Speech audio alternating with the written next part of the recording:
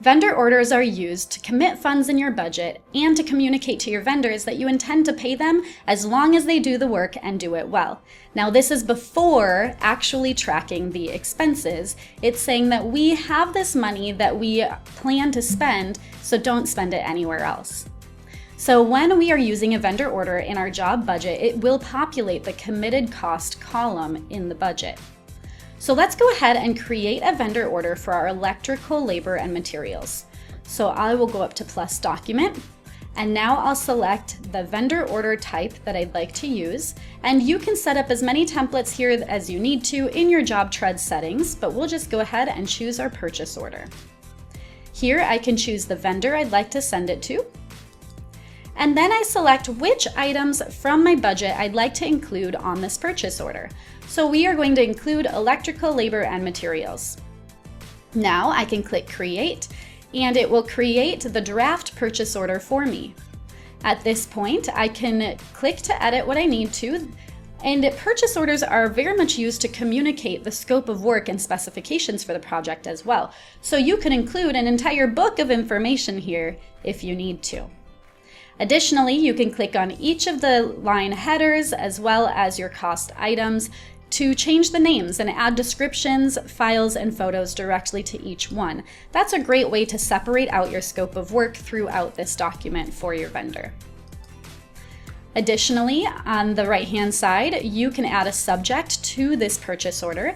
Imagine if you saw a whole list of purchase orders, 56-5, 56-6. It may be a bit confusing, so the subject allows you to add additional context to that name so you can separate this purchase order out and know exactly what it's used for. So I'm going to say that this is electrical, materials, and labor.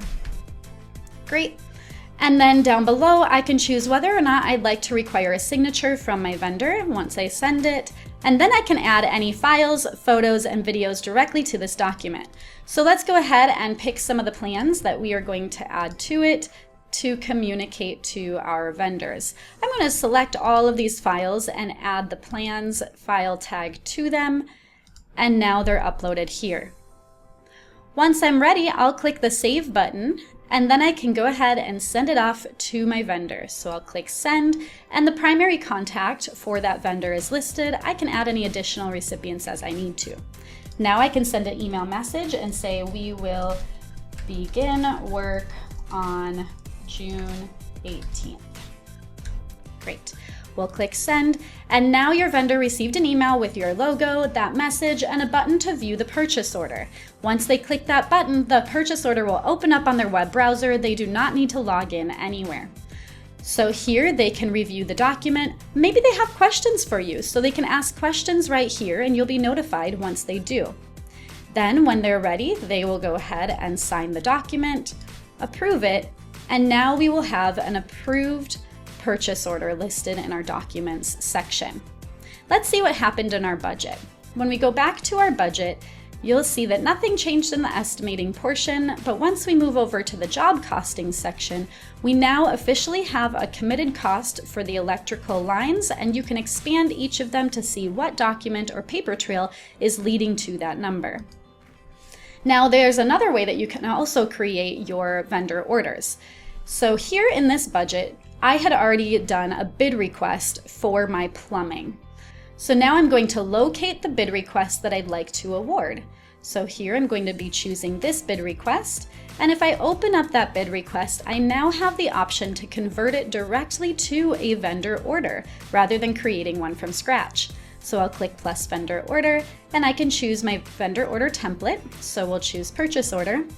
And now all of my scope as well as all my attachments have carried over from the bid request to my purchase order. So at this point, all I need to do is go ahead and send it off to the vendor. I can add my email message, congratulations, we would like to move forward. Great, send that. And now my vendor has received that email and they can pop in here and sign it.